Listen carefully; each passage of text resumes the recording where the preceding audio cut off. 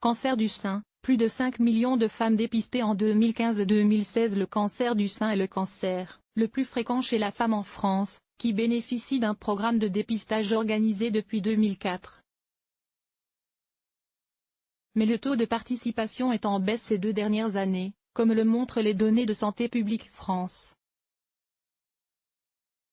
Le cancer du sein se situe au premier rang des cancers incidents chez la femme, nettement devant le cancer du côlon rectum et le cancer du poumon. Selon l'Institut national du cancer, INCa, il constitue ainsi la première cause de décès par cancer chez la femme, avec 12 000 décès estimés en 2015.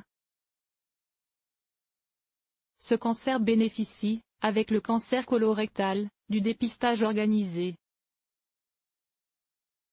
Un programme mis en place depuis 2004 qui, comme l'indique la Ligue contre le cancer, reste la garantie des techniques les plus récentes, les mieux évaluées et les plus efficaces. On augmente ainsi au maximum les possibilités de détection de cancer à des stades précoces, par rapport au dépistage individuel.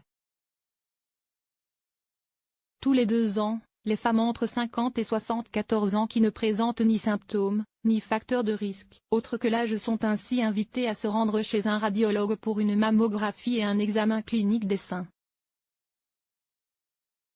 Un examen pris en charge à 100% par l'assurance maladie et qui est systématiquement relu par un second radiologue expert. Plus la détection d'un cancer du sein se fait tôt, plus la patiente a des chances de se faire soigner rapidement et de limiter les séquelles liées à certains traitements. Détecté à un stade précoce, tumeur de moins d'1 centimètre, sans envahissement ganglionnaire, le cancer du sein affiche un taux de survie à 5 ans supérieur à 90%, précise l'INCa. Toutes les tranches d'âge et toutes les régions concernées dans les pays européens qui ont mis en place ce programme de dépistage, l'objectif de participation est fixé à 70%. Mais les derniers chiffres de Santé publique France sur ces 2 dernières années en France montrent que celui-ci est encore loin d'être atteint.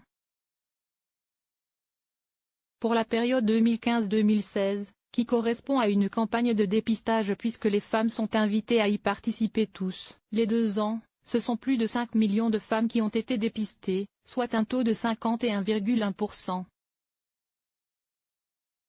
Un chiffre en dessous de la moyenne observée depuis 2008, 52%. Ces données montrent une légère baisse qui devra cependant être confirmée les années prochaines, fait savoir l'agence sanitaire. Cette baisse s'observe pour toutes les tranches d'âge sauf les 70-74 ans, et pour toutes les régions de métropole. Le taux de participation est qui plus est variable selon les départements, les écarts vont de 27% à Paris à 63% en Loire-Atlantique. Cette hétérogénéité se retrouve également à l'échelle régionale, nouvelle région, avec des taux de participation variant de 36,1 en Corse à 60,5% dans les pays de la Loire, ajoute Santé publique France, qui ne peut pas à l'heure actuelle expliquer les raisons de cette légère chute de participation. Plusieurs hypothèses sont cependant avancées, la première étant l'impact de la polémique nationale sur l'efficacité du dépistage du cancer du sein. Les raisons de cette baisse à approfondir. L'intérêt de ce programme fait en effet l'objet d'un débat depuis plusieurs années quant au risque de surdiagnostic qu'il entraîne.